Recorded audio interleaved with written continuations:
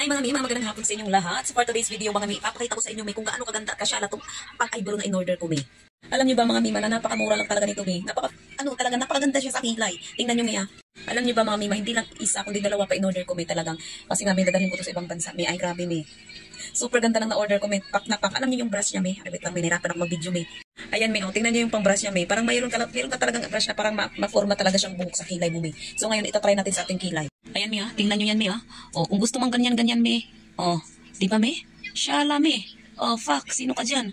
At nakaganda nito mi, waterproof siya mi. Kahit mag-swimming ka pa ng 24 hours dyan mi, hindi matanggal yung kilay mo mi. Grabe, napakaganda nito, tapos mura pa. Huwag kayo sa mamahalin mi.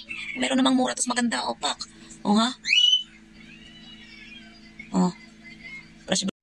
Pak mi, sino ka dyan? Oh.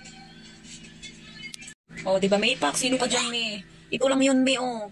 Oh, ang in-order ko nga pala, mi, ay medyo may pagka-grayish to kasi nga, itim yung kilay ko. So, nandito kasi ako sa loob kayo din dyan, mga tao, mi. May, pag sino ka dyan, mi? Kahit maligo kami, napakaganda nito, mi. Kaya, mi, kung ako sa inyo, mi, mag-order ka na rin, mi. Napakamura lang yan, mi. Napakaganda sa kilay, mi. Waterproof pa siya, mi. Ayan yan, mi. Nasa yellow basket ko yan.